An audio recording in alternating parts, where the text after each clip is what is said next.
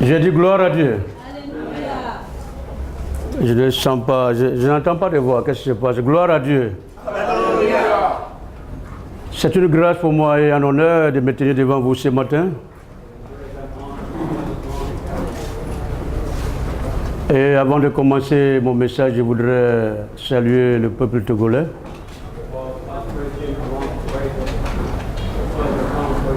Pour votre accueil. Je voudrais rendre juste un petit témoignage avant de commencer mon message ce matin.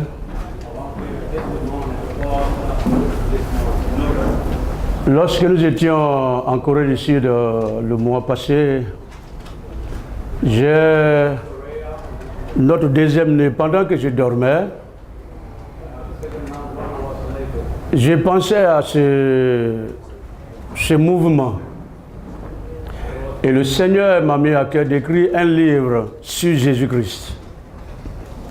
Parce que moi-même, je suis écrivain, j'écris des livres.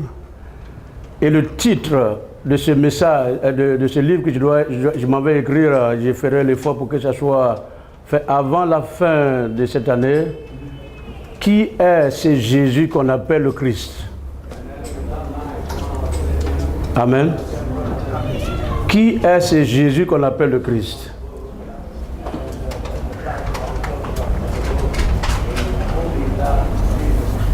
Prions le Seigneur. Adonai, nous te disons merci au nom de Jésus pour ta bonté et ta fidélité, pour tout ce que tu as fait pour nous, ce que tu fais pour nous et ce que tu feras pour nous. À toi c'est la gloire, la louange, l'adoration, au nom de Jésus, ton Fils bien-aimé. Amen. Ce matin, je voudrais vous parler de quelqu'un. C'est quelqu'un qui fait beaucoup de controverses, beaucoup de contradictions, beaucoup de bavardages, beaucoup de choses concernant cet homme. Et je sais que vous connaissez, vous avez entendu parler de cet homme qu'on appelle Jésus. Mais ce que je voudrais vous révéler ce matin, c'est que Jésus, quel est cet homme que avant des années plus avant sa naissance physique, la Bible puisse parler de lui. Jésus, quand on lit la Bible, toute la Bible, il est le seul, que ce soit dans l'Ancien ou le Nouveau Testament, surtout dans l'Ancien Testament, il est le seul dont la Bible a fait beaucoup de prédictions. Quand on parcourt les Saintes Écritures, on se rend compte que ce Jésus est un homme extraordinaire. Ce n'est pas un homme ordinaire. Ce n'est pas un homme qu'on peut dire, on le connaît ou bien il est ceci ou cela. En cherchant à savoir qui est ce Jésus, bien aimé, écoutez-moi, ça m'a mené même jusqu'à aller lire le Coran pour savoir qu'est-ce que le Coran parle de Jésus. Malheureusement, je vous dis bien malheureusement, même les musulmans méconnaissent Jésus, alors que dans le Coran, la Bible parle de Jésus d'une manière extraordinaire. Alléluia. Lorsque nous sommes dans la Bible, nous sommes dans notre revue, nous voyons qu'il y a près de 300 prophéties concernant ce monsieur qu'on appelle Jésus.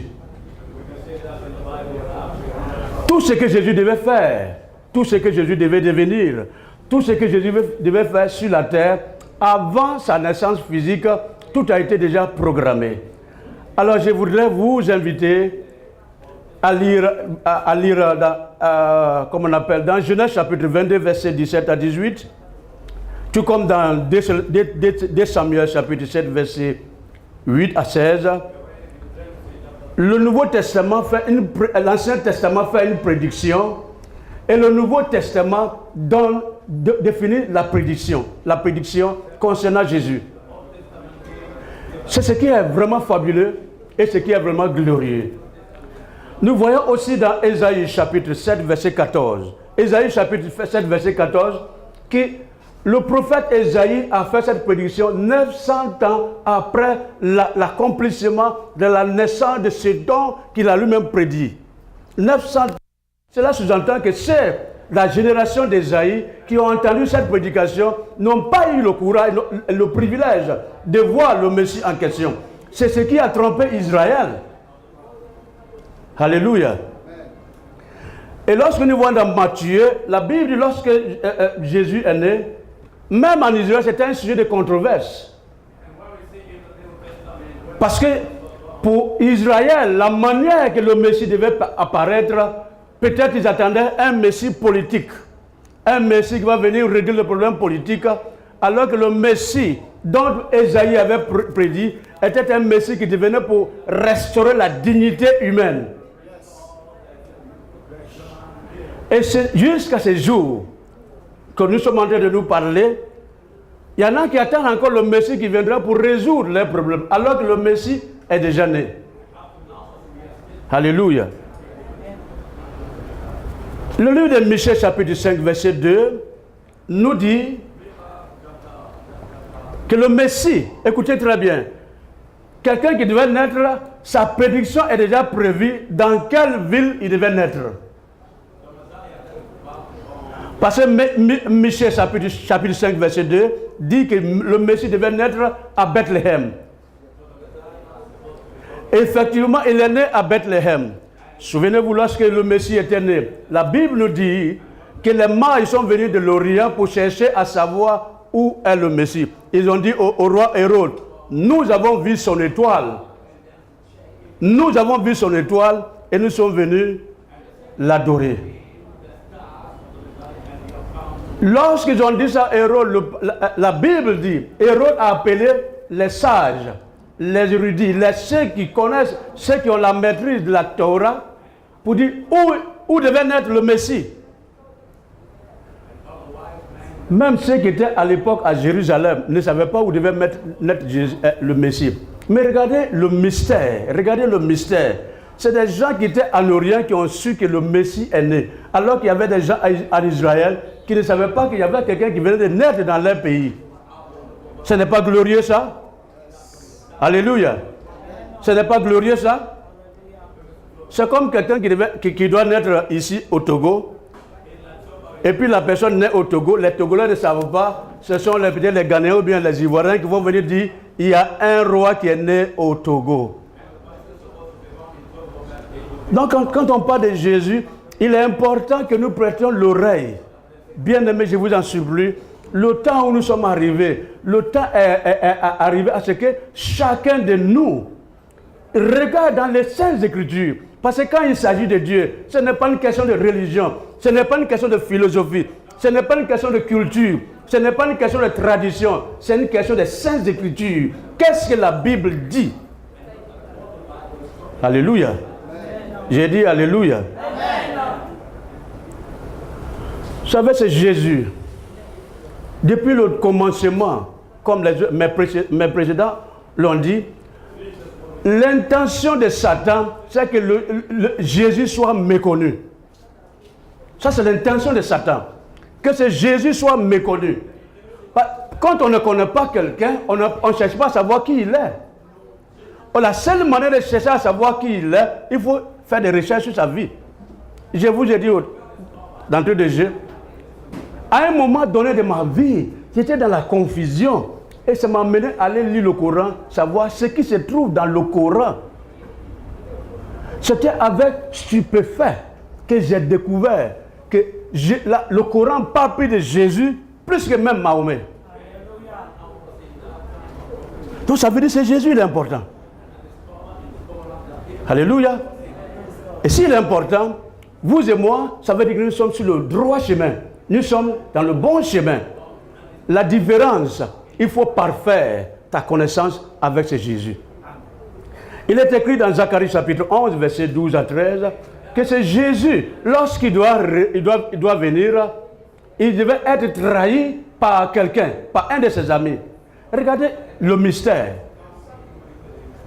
Il y a des gens qui disent, votre Jésus c'est n'importe quoi. Mais comment est-ce que Judas Iscariote que nous connaissons tous, Judas, c'est lui qui a trahi Jésus. Mais dans l'Ancien Testament, il n'est pas dit que c'est Judas qui devait trahir Jésus. Mais la Bible dit qu'il devait être vendu, trahi, vendu par quelqu'un pour 30 pièces d'argent. Mais la prophétie s'est accomplie dans le Nouveau Testament. Est-ce qu'on se comprend ce matin? Donc, quand vous lisez la Bible de façon scientifique, de façon approfondie. Analysez qu'est-ce que l'Écriture dit. Quiconque se dit chrétien, prédicateur, qui lit la Bible de façon superficielle, ne peut pas comprendre l'importance de ce Jésus dont nous parlons. Est-ce que je me fais comprendre ce matin? Est-ce que je me fais comprendre ce matin? La Bible dans Deutéronome chapitre 22, il devait être pendu au bois. Regardez de la croix. La Bible dit que Jésus devait être pendu au bois. Seul Jésus seul savait qu'il devait être pendu au bois. Lui seul savait comment il devait mourir. Est-ce que vous êtes avec moi? Jésus seul savait comment il devait mourir. Même ses disciples, ses apôtres, tout son entourage, son père biologique, sa mère biologique, ne savaient pas comment il allait mourir. Mais lui, il savait qu'il allait mourir à la croix. Pourquoi? Parce qu'il est écrit. Et Jésus a dit à ses contemporains, sondez les Écritures, car elles parlent de moi. Alléluia. Il est écrit dans l'Ancien Testament, dans Ésaïe chapitre 53, verset 9, que cet homme, Jésus, devait être enseveli dans la tombe d'un riche. Voici encore un mystère. Est-ce que vous comprenez un peu le mystère? Et le Nouveau Testament fait l'accomplissement de cet ensevelissement. La Bible dit que lorsque Jésus est décédé, qui allait demander son corps à Hérode? Vous connaissez son nom? Vous connaissez son nom? Il s'appelle Joseph. Joseph d'Arimathée. La Bible dit qu'il était un homme riche. Donc la prophétie s'est accomplie par Joseph d'Arimathée. Si nous sommes dans ce pays de Lomé, nous sommes dans ce pays de Togo, dans cette ville de Lomé, ne croyez pas que c'est un hasard. Dans le spirituel, il n'y a pas de hasard. Est-ce que quelqu'un me comprend? Dans le monde spirituel, il n'y a pas de hasard. Bien avant la fondation du monde, Dieu avait déjà prévu que nous serions dans cette ville et dans ce quartier et dans cette église précisément. Alléluia. Donc, quand il s'agit des choses de Dieu bien-aimé, je voudrais attirer notre attention pour dire, soyons vigilants. Je vais vous dire quelque chose. Prêtez à l'oreille à ce que je vais dire. La chose la plus facile dans le monde, sur la terre, c'est de se tromper. Est-ce que quelqu'un m'écoute? La chose la plus facile sur la terre, c'est de se tromper. On peut se tromper. C'est naturel. Et la chose la plus difficile, vous me suivez? De corriger l'erreur. Ça, c'est la chose la plus difficile. La chose la plus difficile, on peut être en erreur, on sait qu'on est en erreur, mais à cause de l'orgueil, on pense qu'on connaît et on ne veut pas corriger l'erreur. J'ai commencé à prêcher l'évangile depuis l'année 92. Aujourd'hui, quand je me souviens comment j'ai prêché l'évangile, quelquefois j'ai mal au cœur. Ça fait 5 ans de cela, je me suis rendu compte que ça fait 10 ans de cela, je me suis rendu compte qu'il y a quelque chose qui ne va pas. Le message que je prêche, non, il y a quelque chose qui ne va pas. Mais je n'avais point de repère. Et cela m'a mené à revoir ma façon de prêcher. Cela m'a mené à ma façon d'étudier la Bible. Parce que la plupart de vous qui prêchez, nous avons tous hérité de nos pères spirituels, ce qu'ils prêchaient. Alléluia. Vrai ou faux? La plupart de nous prêchons l'évangile que nos pères spirituels nous ont enseigné. Et c'est là qu'était moi aussi mon erreur. Le jour que j'ai commencé à me poser des questions, il y a quelque chose qui ne va pas dans l'église. Il y a quelque chose qui ne va pas dans le message. Parce que quand j'ai lu les 4 évangiles, ce que Jésus a fait, ce que la Bible dit, ce que Jésus a enseigné, je me suis rendu compte, ce n'est pas ce que moi j'enseigne. Il fallait revenir. Et cela, ça fait 5 ans de cela. J'ai dit à mes amis, repentons-nous. Cherchons le vrai évangile. Pour moi, je dirais Dieu merci parce que ce mouvement de l'évangélisation mondiale est un exaucement à ma prière. Oui, j'ai dit, je suis l'homme le plus heureux dans ce mouvement d'évangélisation mondiale. Parce qu'à un moment donné, les gens pensaient que j'ai commencé à perdre la tête. Vous êtes dans un pays où tout le monde parle le même langage, toi tu dis non, c'est pas vrai. On dit que tu n'es pas normal. Mais le jour que j'ai découvert les 27 lectures, j'ai commencé à étudier, je me suis dit non, je suis normal. Je ne me suis pas trompé. Bien-aimés, nous continuons à dire ceci. Quand nous parlons de Jésus, il y a une seule chose. Donc quand je parle avec passion. C'est de Jésus. Lorsque nous étudions le ministère de Jésus, le ministère public de Jésus, nous allons, quelqu'un pour me lire dans Matthieu chapitre 4, verset 23. Aidez-moi à lire dans Matthieu chapitre 4, verset 23.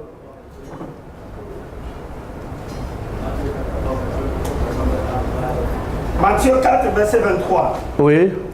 Jésus parcourait toute la Galilée en enseignant dans les synagogues, prêchant la bonne nouvelle du royaume et guérissant toute maladie et toute infirmité parmi le peuple. Est-ce qu'on peut reprendre? Jésus parcourait toute la Galilée. La Bible dit Jésus parcourait toute la Galilée. La Galilée, c'est le nord d'Israël. Et qu'est-ce qui s'est passé? La Bible dit il enseignait. N'est-ce pas? Oui. Il enseignait. Il enseignait avant de faire le miracle. Qu'est-ce que nous voyons dans nos églises aujourd'hui? De vous à moi, qu'est-ce qu'on voit dans l'église aujourd'hui? Le miracle d'abord.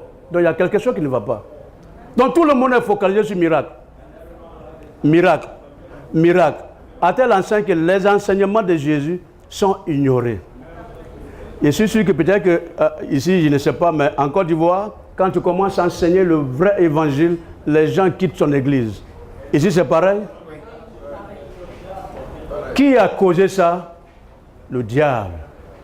Satan. Notre adversaire. Parce qu'ils ont fait croire que le miracle d'abord. Alors que ce qu'il faut, c'est l'enseignement de Jésus. C'est lui qui fait le miracle. Jésus a fait le miracle. Pourquoi Jésus a fait le miracle, bien aimé? Est-ce que parce que Jésus n'avait rien à faire? Non. Jésus a enseigné et il a fait le miracle pour prouver qu'il est spécial. Parce qu'avant lui, il y avait des gens qui enseignaient. Il y avait des religions, il y avait les pharisiens, il y avait les sadducéens, il y avait le Sanhédrin. Mais toutes ces religions ne faisaient pas de miracles. Donc Jésus a fait la différence. Moi, j'enseigne et je guéris, je ressuscite les morts. Ça, c'est le travail de Christ. Alléluia. Amen. On peut continuer?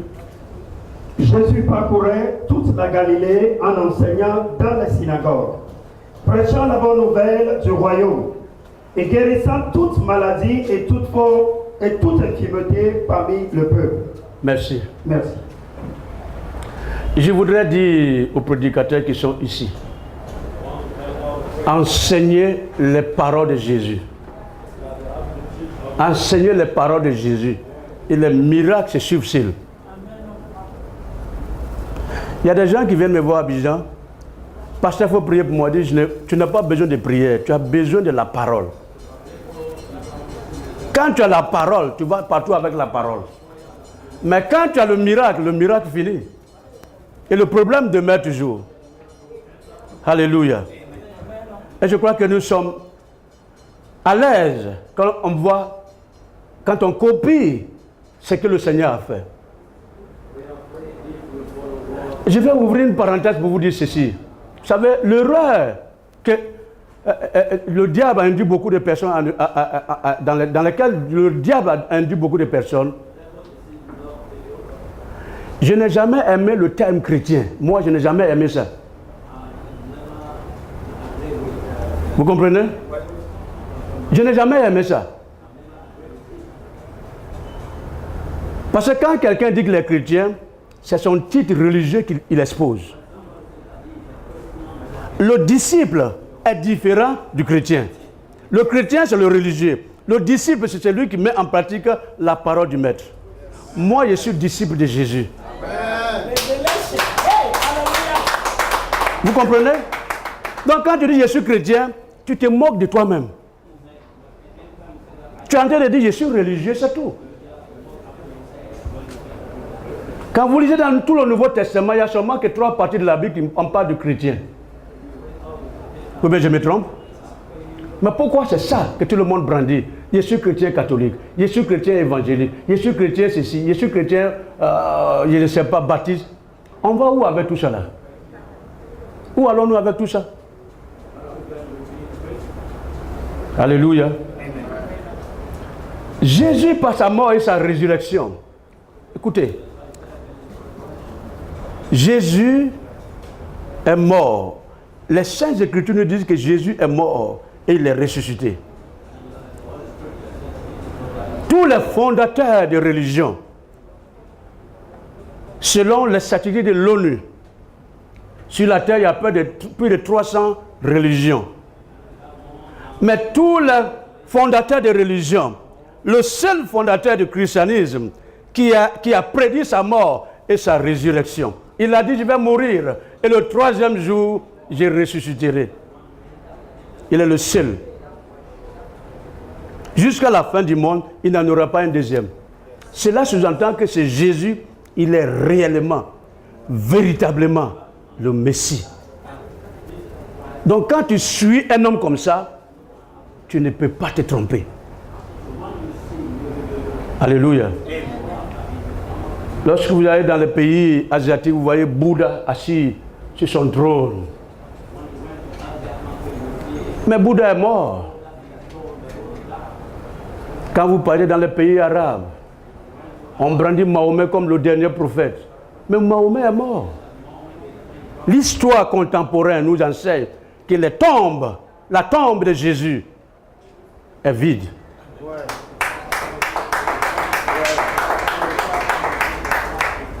Parce que si Jésus dit, je suis la résurrection et la vie. Alors si Jésus est la résurrection et la vie, cela sous-entend qu'en lui, nous avons la vie. Ce n'est pas question de religion. Vous savez, la plupart des chrétiens ne peuvent pas argumenter la cause de Jésus. La plupart des chrétiens ne peuvent pas parler de Jésus selon les Écritures. Pourquoi? Parce qu'on ne vous a pas enseigné qui est Jésus. Lorsque vous partez sur le net, sur les réseaux sociaux, il y a beaucoup de débats entre musulmans et chrétiens. Vous savez ça? Quelquefois, quand j'écoute les pasteurs qui parlent de Jésus, j'ai mal au cœur. Et même leur propre argument n'a ni tête ni queue. Non. C'est Jésus et moi sur la croix, pour toi et pour moi. Pourquoi il l'a fait? Pourquoi il l'a fait? Il a fait cela pour montrer au monde qu'il est le Messie, la solution de l'humanité. C'est pour cela qu'il n'a pas fait parce qu'il voulait le faire. Souvenez-vous, lorsque Jésus était dans le jardin de Gethsémani, la Bible dit qu'il a prié à tel enseigne qu'il voudrait rendre sa démission. Mais il a dit, Père, que ta volonté soit faite. Bien-aimés frères, je voudrais que nous essayions de revoir notre position vis-à-vis de ce Jésus dont il est question. Ne nous laissons pas distraire par qui que ce soit et par quoi que ce soit. Jésus, ce n'est pas l'Église. Est-ce que quelqu'un m'écoute ce matin? Jésus, qu'on appelle le Christ, il n'est pas l'Église. Jésus est une personne qui est physique. Jésus est la personne physique. Et le Christ est la personne spirituelle du Messie. Oh, mais il ne faut pas ma pochette où j'ai ma pochette. Il y a ma pochette sur le banc là-bas. Oh, merci.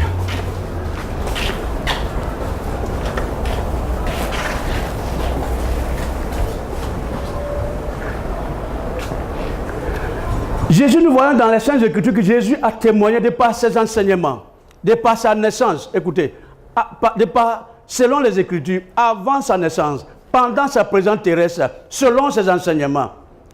Et ses œuvres nous prouvent que Jésus est le véritable, le Messie. On peut avoir cette révélation que quand on lit la Bible, ne vous laissez pas tromper par qui que ce soit. Ne vous laissez pas tromper par les prédicateurs. Excusez-moi de dire ce que je vais dire. Aujourd'hui, l'église est devenue du business. Les églises poussent partout. Le but, ce n'est pas votre salut, mais le but, c'est de prendre votre argent. Même si vous allez partir en enfer, ils s'en fichent. C'est pour cela que la Bible existe. Imaginons-nous un instant, s'il n'y avait pas de Bible dans le monde, comment on allait connaître ce Jésus? Nous, en Afrique, dans le monde aujourd'hui, nous avons la possibilité d'avoir la Bible pour l'étudier. Dans certains pays, ce n'est pas le cas. Lui, il vient de la Mauritanie. En Mauritanie, tu ne peux pas lire la Bible. Même quand vous êtes en train de prier, la police vient vous arrêter. S'il vous plaît, levons-nous, étudions, cherchons, ayons la révélation de qui nous suivons et parlons à nos voisins. Jésus est le Messie. Si vous ne le faites pas, le fait que tu aies connu la vérité et tu n'es pas partagé aux autres, écoutez-moi très bien ce que je vais dire. Le fait que tu aies connu la vérité et que tu n'es pas partagé, pour ça tu peux aller en enfer. Est-ce que vous savez ça? Est-ce que vous savez ça? Si vous avez cette révélation, le Togo va être réveillé. Parce que lorsque nous sommes dans Ézéchiel chapitre 33, il dit lorsque tu vois l'épée venir, sentinelle, lorsque tu vois l'épée venir, et que tu ne sonnes pas la trompette, pour que le pécheur se répande, si l'épée vient à tuer le pécheur, il va mourir, mais son sang retombera sur toi.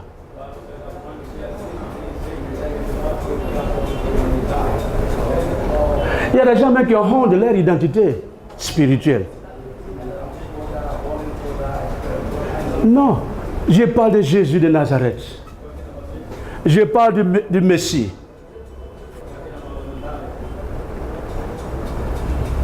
Je voudrais pour la... Vous savez, nous allons lire un passage de la Bible, Matthieu chapitre 16. Matthieu chapitre 16, rapidement. Matthieu chapitre 16, verset 13 à 14.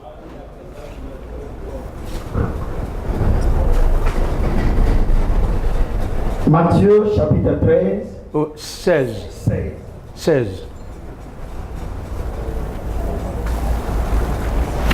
Matthieu chapitre 13, chapitre 16, pardon, verset 13 à 14. Oui. Jésus, étant arrivé dans le territoire de Césarée de Philippe. S'il vous plaît, qui a sa Bible ici? Qui a sa Bible? Sortez vos Bibles et lisons ensemble. Il y a des gens qui ont des Bibles, ils lisent seulement la Bible que lorsqu'ils sont à l'église. Ça, c'est une erreur. La Bible, c'est le seul livre que j'ai lu à plusieurs reprises. Et je continue de le lire. Je peux prêcher pendant 2 heures sans prendre ma Bible. Je peux prêcher pendant des heures sans prendre ma Bible. Parce que à force, depuis 80, j'ai lu la Bible.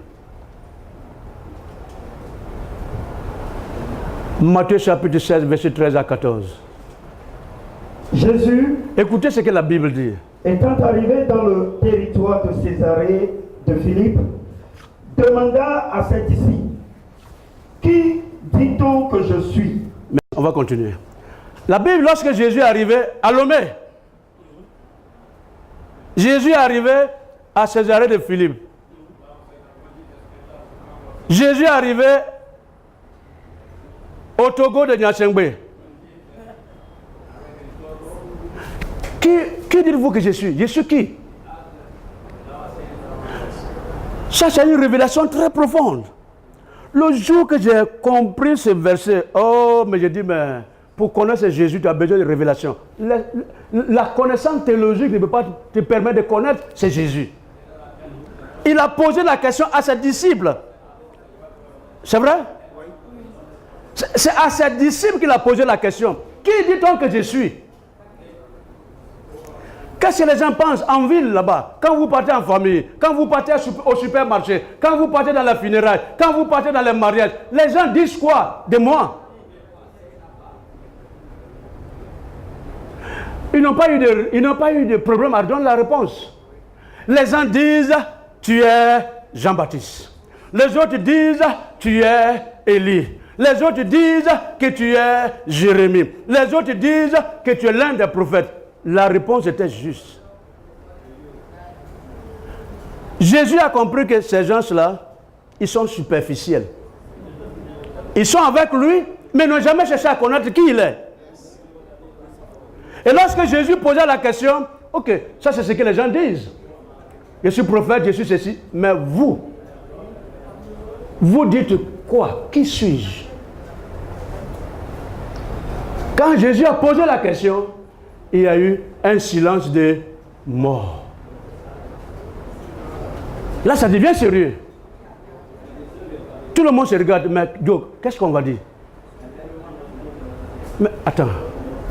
Imaginez un peu, Pierre va demander à Judas. Mais lui, le monsieur, il est qui? Ah Dieu, moi, je ne sais pas. Hein? Oh, il y a longtemps que tu marches avec lui. 3 ans, il marche avec quelqu'un, il n'a jamais cherché à savoir qui il est. Il a fallu qu'il ait posé la question, qui je suis? Là, ça les interpelle maintenant. Ah. Attends, mais je vais dire quoi? Tout le monde est confus. Pierre lui dit, tu es le Messie, le Christ, le Fils du Dieu vivant. Ah! Jésus dit, ah Pierre, tu as eu la révélation. Pierre, je te dis, tu as compris la révélation. Ce que tu as dit, ça ne vient pas de toi. Jésus pouvait dire bravo, c'est la bonne réponse. C'est bon. Il dit non, ça ne vient pas de toi. Je te connais, Pierre. Tu es bavard. Tu parles trop. Mais ça ne vient pas de toi. Tu as reçu l'inspiration divine. Elle a dit, Pierre, sur cette déclaration, je bâtirai mon église et les portes de séjour de la mort ne pourront point contre elle. Alléluia. C'est ça, nos parents catholiques sont assis dessus. Les catholiques disent, Dieu a dit, Jésus a dit à Pierre, tu bâtiras mon église. Donc, et c'est pas l'escroquerie, ça. Quand on parle ici, c'est l'escroquerie. Si Jésus a dit à Pierre que je bâtirai mon église, pourquoi les autres paroles ne prennent pas ça en compte? Et qu'on laisse le bâtisseur de l'église, et puis on adore Marie. C'est ça l'escroquerie intellectuelle. Alléluia. Bien aimé, sur ce passage, je voudrais vous dire, il y a des personnes qui prêchent Jésus qui ne le connaissent pas. Tu peux prêcher, faire des miracles, remplir une église, et puis toi-même tu ne le connais pas. Il y a des gens qui prêchent dans le monde. Vous savez, affaire de Dieu, ce n'est pas méga église. Ce n'est pas ça qui compte pour Dieu. Si c'est ça qui comptait, si c'est ça que Dieu comptait, l'église, toute l'église allait être des méga églises. Dieu n'a pas besoin des chrétiens. Dieu n'a pas besoin des chrétiens. Dieu a besoin des disciples. Si tu n'es pas disciple, de Jésus, il faut revoir ta vie. Dieu s'en fiche des pasteurs, il s'en fiche des généraux, il s'en fiche des archbishops, il s'en fiche des, comment on appelle, apôtres, il s'en fiche des révérends, il s'en fiche des évangélistes. Souvenez-vous, et je le répète ce matin devant vous, le seul verset dans la Bible devant lequel quand j'arrive, je tremble. Il y a un seul verset dans la Bible, quand j'arrive là, je tremble. Il dit au dernier jour, il y en a qui diront, nous avons fait des miracles en ton nom. Nous avons fait des miracles en ton nom. Nous avons fait des révélations en ton nom. Nous avons fait des prophéties en ton nom. Qu'est-ce que Jésus leur a dit? Retirez-vous de moi, vous fils d'iniquité. C'est le seul verset devant lequel quand j'arrive, je tremble. Imagine-toi, tu as prêché l'évangile. Il y a des gens qui vont aller au ciel, puis toi-même tu n'y vas pas. C'est la vie de l'au-delà qui nous intéresse. Jésus a dit, qui dites-vous que je suis? Est-ce que tu connais Jésus qu'on appelle le Christ? Est-ce que tu connais le Jésus qu'on appelle le Christ? Faisons comme Pierre. Le temps est venu où chacun doit revoir sa façon de voir les choses de Dieu. Le temps est venu. Sortons des complaisances. Sortons des compromissions. Voyons la vérité en face. Je l'ai dit, on peut se tromper facilement. Mais la difficile, c'est souvent de réparer la faute. Il faut avoir le courage de dire, oui, je me suis trompé. Le jour que j'ai dit à l'église pour la première fois, excusez-moi, je me suis trompé. Je ne connaissais pas encore le mouvement d'évangélisation mondiale. Mais je l'ai dit, je me suis trompé. J'ai étudié la théologie. J'ai étudié la sociologie. J'ai étudié la philosophie. J'ai étudié la démonologie. Le plus important, je l'ai ignoré. J'ai ignoré le plus important. Qui est Jésus? Le jour que j'ai compris, j'ai dit, Seigneur, pardonne-moi. Je croyais bien faire. Alors que j'étais en train de m'égarer, consciemment ou inconsciemment. Alléluia. Frère, imaginez-vous, Jésus apparaissait ce matin au milieu de nous et puis il demande à nous qui sommes ici, qui dites-vous que je suis? Qu'allons-nous dire? Qu'allons-nous dire? Vous savez, il est facile de lire la Bible. Mais il est encore plus difficile de comprendre le contexte dans lequel c'est écrit et comment le contextualiser. Mon frère, Jésus apparaît dans ta chambre et dit qui je suis. Toi, tu dis quoi? Non, c'est sérieux. C'est sérieux.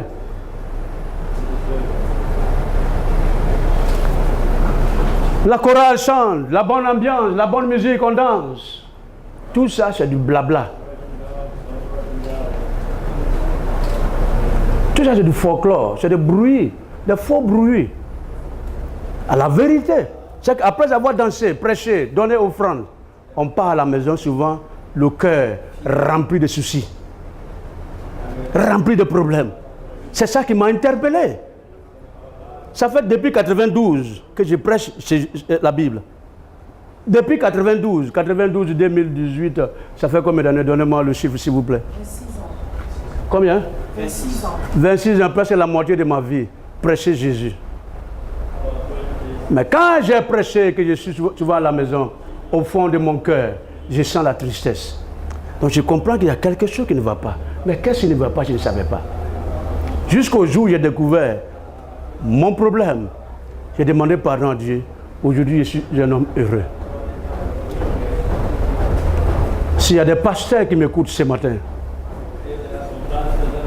s'il y a des prédicateurs qui m'écoutent ce matin, je vous demande pardon. Retournez à la case départ. Je me souviens très bien une année, l'Angleterre traversait une crise très profonde. À cette époque, c'était John Major qui était le premier ministre en Angleterre. Politiquement, il n'y avait pas de solution. Économiquement, il n'y avait pas de solution. John Major a eu le courage de dire à la presse nationale, peuple d'Angleterre, retournons à la case départ. Let's go back to basis. Je ne sais pas si vous avez entendu, quelqu'un a entendu cette phrase de John Major. C'était à l'époque, c'était en vogue. Let's go back to basis. Quand ça ne va pas, retourner à la case de départ. L'église, ça ne va pas. Nous nous sommes trompés. Le diable nous a trompés. Et il continue de nous tromper. Le diable nous a trompés. Et il continue de nous tromper. Heureusement que tout le monde n'a pas fléchi les genoux devant Baal. Je sais. Je suis convaincu qu'il y a des hommes ici au Togo. Je suis convaincu qu'il y a des hommes et des femmes ici au Togo que vous pouvez prêcher Jésus-Christ, le ressuscité. Oh, je voulais entendre l'acclamation des Togolais. Je voulais entendre l'acclamation des Togolais.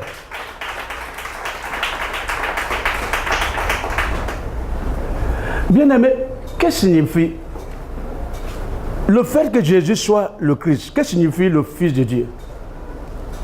Il y a des gens qui connaissent Jésus comme seulement que le Fils de Dieu. Mais Jésus est au-delà du Fils de Dieu. Jésus, qu'on appelle le Christ, non seulement le Fils de Dieu, mais il est Dieu lui-même. Dieu est venu en chair. C'est ce que les musulmans ne comprennent pas. Un musulman ne peut pas accepter que Dieu vienne sur la terre. Ce n'est pas possible.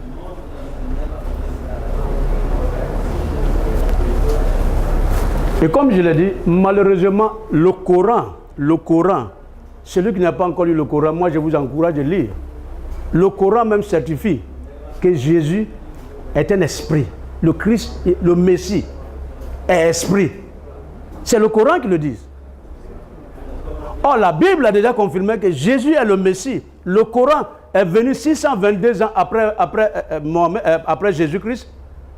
Mohammed dit qu'il a reçu révélation. Lui-même, son Coran certifie que Jésus est le Messie. Est-ce que vous comprenez? Le Coran certifie que Jésus est le Messie. Nous ne sommes pas trompés. Alléluia.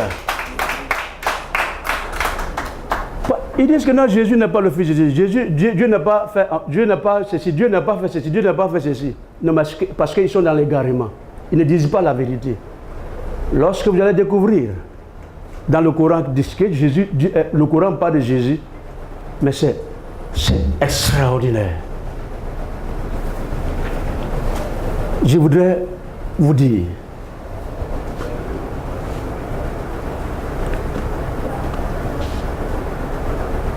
lorsque nous sommes dans Matthieu chapitre 1, verset 18 à 23, il est écrit, il était sans aucun péché. Jésus est le seul.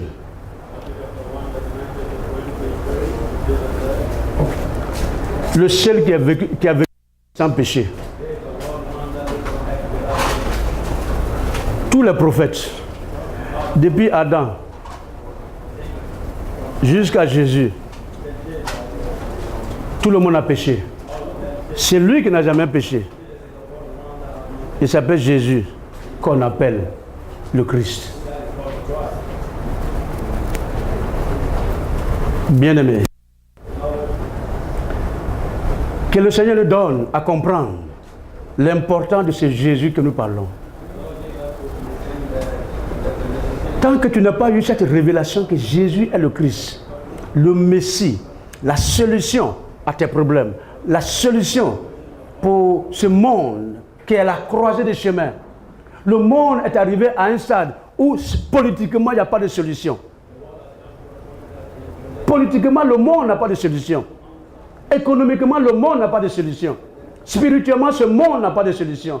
C'est lui qui a la solution. Il s'appelle Jésus, le Christ. Et il nous a donné ce mandat de proclamer au monde entier qu'il est. C'est pas qu'il a la solution, mais il est la solution.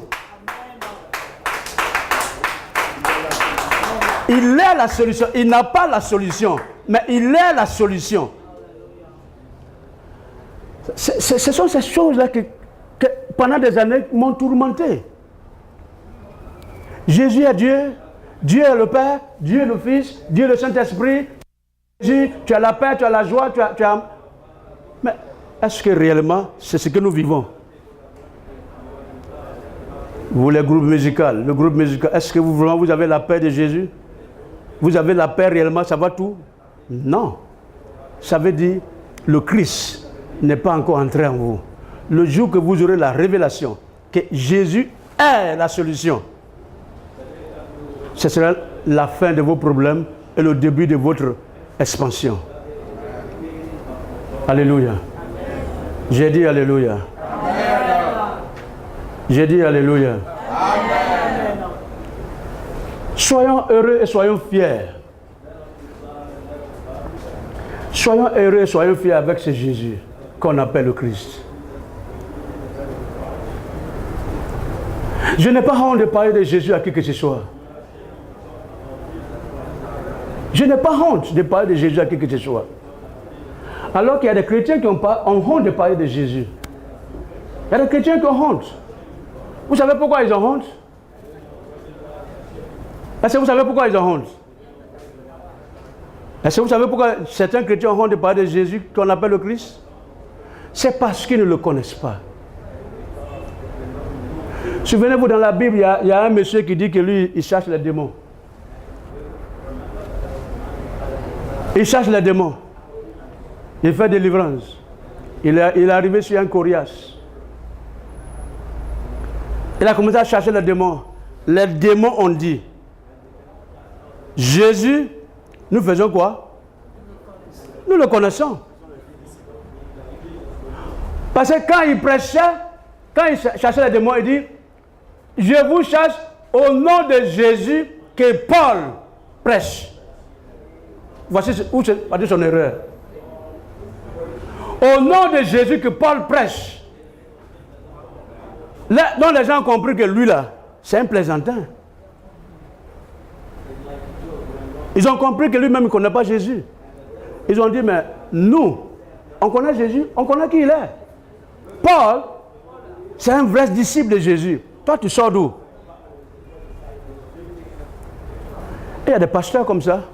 C'est pour cela que certains pasteurs s'en vont chercher Juju pour faire miracle. Parce qu'ils ne connaissent pas la puissance de ce Jésus.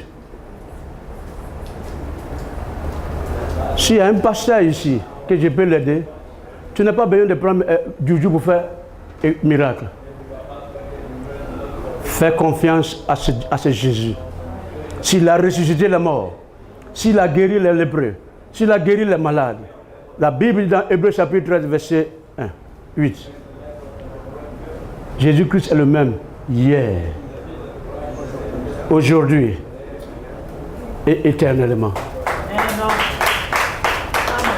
S'il vous plaît, réveillons-nous. Réveillons-nous. Lisons la Bible. Soyons fiers de ce Jésus. Proclamons dans tout Lomé, dans tout Togo, que Jésus est la solution. Jetez vos fétiches.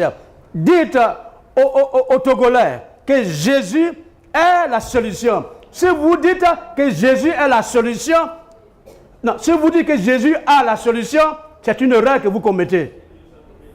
Jésus n'a pas la solution. Il est la solution. Le jour que vous comprenez ça, vous allez voir que les problèmes vont disparaître d'eux-mêmes. Les problèmes vont partir d'eux-mêmes. Vous n'aurez même pas besoin qu'un pasteur vous impose les mains. quand Jésus rentre dans ta vie, c'est pour cela que Paul dit aux Philippiens, Christ en moi, c'est l'espérance de la gloire. Christ en moi, c'est l'espérance de la gloire. Combien parmi nous ont eu l'esprit de Christ? Il y en a qui font confiance à leurs pasteurs. Il y en a qui font confiance à leurs prophètes. Il y en a qui font confiance à leur église. Mais n'ont pas la confiance de ce Christ. Voilà où c'est tout un problème. Imaginez-vous quelqu'un à Lomé, qui dit, moi je m'en fiche de Fort Nyasengbe. C'est lui qui a le pouvoir du Togo. Quand tu as vu Fort Nyasengbe, ton problème est quoi? Réglé. Que tu l'aimes ou pas, le jour que tu as rencontré Fort Nyasengbe, ton problème est réglé. Fort Nyasengbe, c'est un être humain, il peut mourir demain. Mais c'est Jésus que je vous parle. Il ne meurt jamais.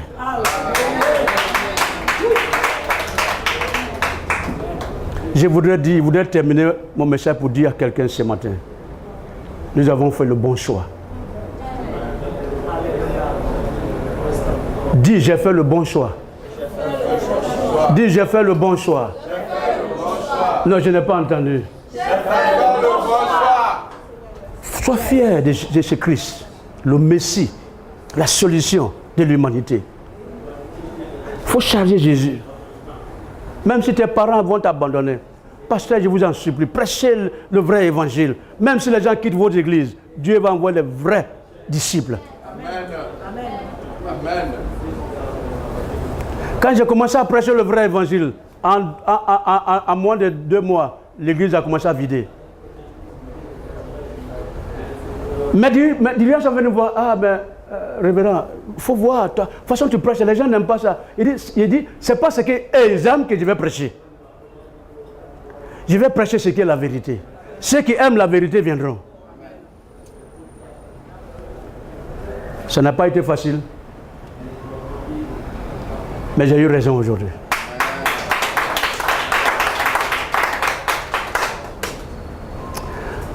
Est-ce que Togo te connaît Christ? Est-ce que Togo te connaît Christ? Je sais que tu connais Jésus, mais est-ce que tu connais Christ?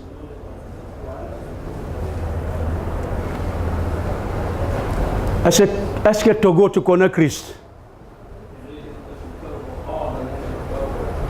Tu ne réponds pas à Togo. Qu'est-ce qu'il y a?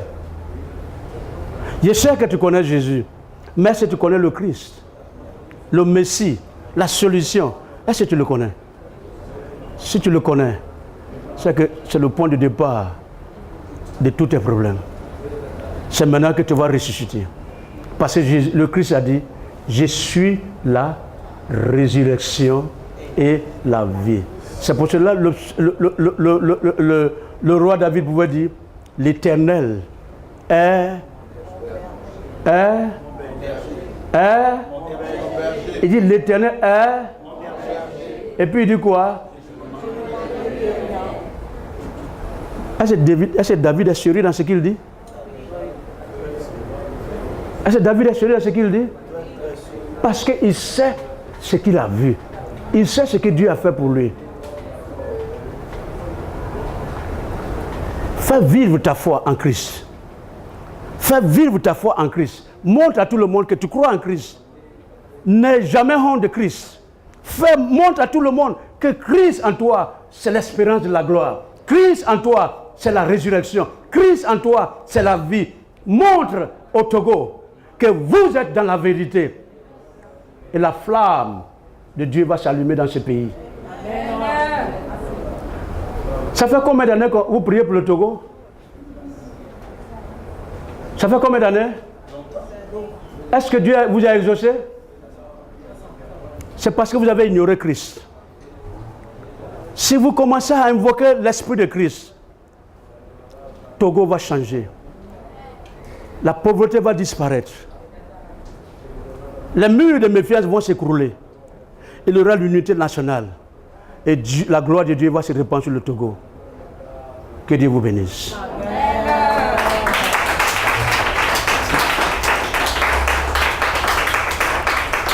Adonai, merci au nom de Jésus pour ta grandeur, pour ta magnificence. Je dis ce que je peux dire. Que ton esprit complète le reste. Que ton esprit visite chacun. Que ta grâce soit sur le Togo. Seigneur, nous prions pour le Togo. Ce pays a besoin de toi, Seigneur. Jésus le Christ. Jésus le Christ de Nazareth. Toi qui es l'alpha et l'oméga, le commencement et la fin. Seigneur, souviens-toi du Togo. Souviens-toi du Togo. Le Togo a besoin de toi. L'Afrique a besoin de toi. L'Afrique a besoin de toi. Fais sortir, Seigneur, l'Afrique des ténèbres. Les ténèbres de la religion. Les ténèbres de la religion. Les ténèbres de la religion. Et fais blouir ta lumière sur l'Afrique. Seigneur, je te prie pour le Togo. Je te prie pour le pouvoir politique en place. Touche le président, touche les ministres, visite le président, l'administration politique, afin que l'Esprit de Christ la visite et que le Togo soit gagné par l'évangile de Jésus-Christ. Merci Seigneur, au nom de Jésus que je t'ai prié. Amen. Amen.